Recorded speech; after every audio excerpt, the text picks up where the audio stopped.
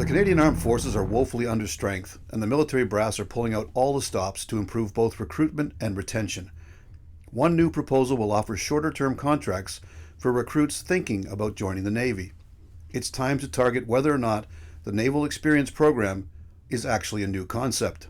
On March 31st, the Royal Canadian Navy announced that they are implementing a new recruiting initiative called the Naval Experience Program, or the NEP. This is a recruitment program intended to give Canadians the opportunity to experience the Navy as a sailor on a one-year contract that provides them with exposure to a variety of naval trades before deciding if a career in the Navy is the right fit for them. According to the RCN press release, through the new NEP, the Navy is rethinking the way it attracts, recruits, and trains sailors. The aim of the program is simple: to reduce the amount of time it takes to train civilians as sailors, to foster the development of sailors who love their work, and to attract those who enjoy the unique lifestyle that the Navy offers. In almost all other aspects, the NEP mirrors that of standard recruitment. Applicants can be as young as 16 if they have parental consent, and you can enlist up to the age of 57. Admission is open to Canadian citizens and permanent residents. The pay and benefits are equivalent to those enrolled in the regular force. The one difference will be that the NEP participants will be rushed through an 8-week basic military training course and naval environmental training in either Halifax, Nova Scotia, or Esquimalt, BC.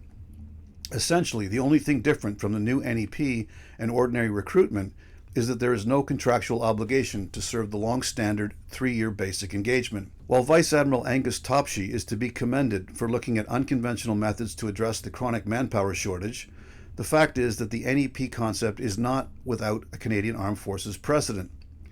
Back in 1983, Canada faced a nationwide employment shortage, with the youth sector facing the most serious challenges. To solve this problem, the government created the Youth Training Employment Program, or the YTEP. While it was a well-meaning initiative to take unemployed youth and put them in a uniform for 12 months, in practice, it did not work out so well. It may have taken these individuals off the list of the unemployed, but for the military, it created a whole new tier of personnel. These YTEPs were neither fish nor fowl in the eyes of the chain of command. While subject to military discipline, their short term of service meant that commanders were reluctant to invest time and resources into developing their individual skills.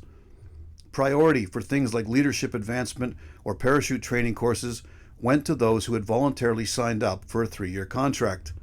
As such, the YTEP experience became the opposite of what Vice Admiral Topshee hopes the NEP will be. The YTEP soldiers rarely re-enlisted to become career soldiers. Hence, that experimental program was quickly discontinued. The other inherent risk of the NEP is that it may dissuade a large number of those who, without the 1-year option, would agree to commit to a standard 3-year contract. Given that there is no pay incentive to commit to a longer contract, why would a 19-year-old commit to 3 years instead of 1? This could in turn exacerbate the manpower shortage in the years to come, with additional trainers needed to deal with an annual intake rather than that every 3. Once signed up, it will be the responsibility of the RCN leadership to ensure that 1-year experience does indeed make these individuals into lifelong sailors. That will be the real challenge. This has been On Target, and I'm Scott Taylor.